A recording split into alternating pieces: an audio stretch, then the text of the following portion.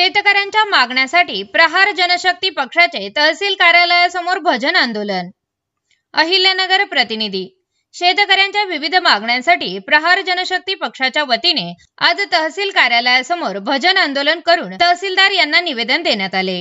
यावेळी नाशिक संभाजीनगर संपर्क प्रमुख व जिल्हा अध्यक्ष विनोद सिंग परदेशी, जिल्हा मुख्य सल्लागार भगवान भोगाडे, जिल्हा उपाध्यक्ष अविनाश ठाणगे, जिल्हा उपाध्यक्ष पप्पू येवले, जिल्हा सचिव प्रकाश बेरड, जिल्हा समन्वयक विजूभाऊ भंडारे, तालुका अध्यक्ष शंकर बेरड, शेतकरी तालुका अध्यक्ष प्रवीण पिंगळे, सेल तालुका अध्यक्ष नाना पारदे, युवक जिल्हा अध्यक्ष सूरज ठोकळ, युवक तालुका अध्यक्ष सागर जाधव, तालुका उपाध्यक्ष भरत कांगुर्णे, शहर अध्यक्ष कृष्णा खिळे, श्रीगोंदा विधानसभा अध्यक्ष वामन भदे, श्रीगोंदा तालुका अध्यक्ष सुरेश सुपेकर, प्रसिद्ध प्रमुख जिल्हा दिवंग पोपट शेके, नगर तालुका किशोर सूर्यवंशी आदीसह शेतकरी बांधव मोठ्या संख्येने उपस्थित होते।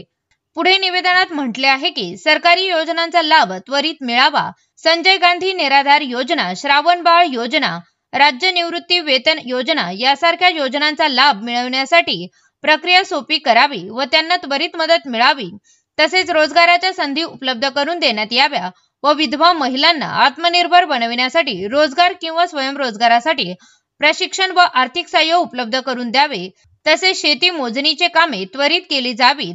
शेतकरी मोजणीचा अर्ज करून देखील तातडीची मोजणी लवकर उपलब्ध होत नाही, त्याची प्रक्रिया सोपी करून लवकरात लवकर मोजणी व्हावी यासाठी प्रयत्न करावे, तसेच शेतकरी विधवा दिव्यांग यांना न्याय मिळवून देणे हे सरकारचे आद्य कर्तव्य आहे।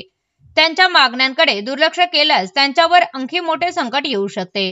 त्यामुळे रोजगाराच्या संधी उपलब्ध करून देणे, विधवा महिलांना आत्मनिर्भर बनविण्यासाठी योजनांचा लाभ मिळवून देणे, शेतकऱ्यांना आर्थिक सहाय्य देणे या मागण्या देखील करण्यात आल्या आहेत। निवेदन स्वीकारताना तहसीलदारांनी योग्य ती कार्यवाही करण्याचे आश्वासन दिले।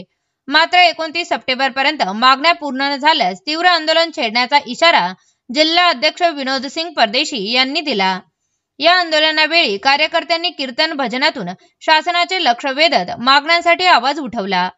प्रहार जनशक्ती पक्षाचे जिल्हा अध्यक्ष परदेशी यांनी शेतकऱ्यांच्या हक्कासाठी सतत लढा देण्याचा निर्धार व्यक्त केला। तर येत्या 29 तारखेला प्रहार संघटनेचे संस्थापक अध्यक्ष आदरणीय बच्चू कडू साहेबांचं या ठिकाणी संघर्ष यात्रा आणि 2 मेळावे नगर अहिल्यानगर मध्ये या ठिकाणी ठेवलेले आहेत। कर्जमाफी हा मुद्दा आहे, परंतु याच्या आधी बच्चूभाऊच्या आदेशाने अहिल्यानगर तालुका ज्या पद्धतीने आम्ही एक गावामध्ये सर्वे केला आणि सर्वे केल्यानंतर तालुक्याच्या वतीने शेतकऱ्यांच्या वतीने शेकडो अर्ज असे आलेत का तहसील कार्यालयामध्ये मग संजीव गांधी निराधार असेल, पानंद रस्त्याचे असेल, रेशनिंगचं असेल, विविध प्रकारचे शेकडो या ठिकाणी अडचणी आम्हाला आढळून आल्या आणि मग 5 दिवसापूर्वी तहसीलदार साहेबांशी या ठिकाणी चर्चा झाली होती। तहसीलदार साहेबांनी खरं तर संजय शिंदे साहेब आणि त्यांचे सहकारी टीमचं आम्ही मनापासून आभार व्यक्त करतोय।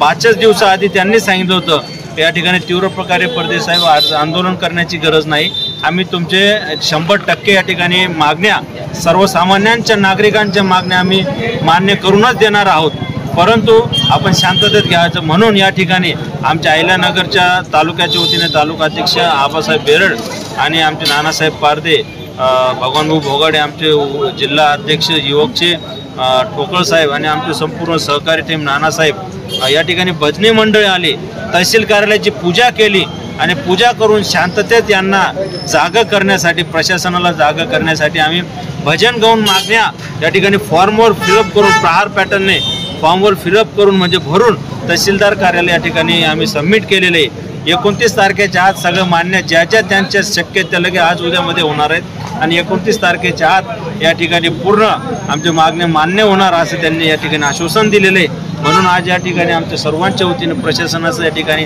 मनापासून आभार व्यक्त करतो। 29 तारखेला बच्चूभाऊ तहसीलदारचा सत्कार केला या ठिकाणी करायला आल्याशिवाय राहणार नाही असं मला या ठिकाणी विश्वास आहे, कारण यांचं कामावर अवलंबून आहे। धन्यवाद। नगर तालुक्याच्या सर्व प्रहार जनतेच्या आणि गोरगरीब जनतेच्या वतीने या ठिकाणी भजन मोर्चा आम्ही आयोजित केला होता।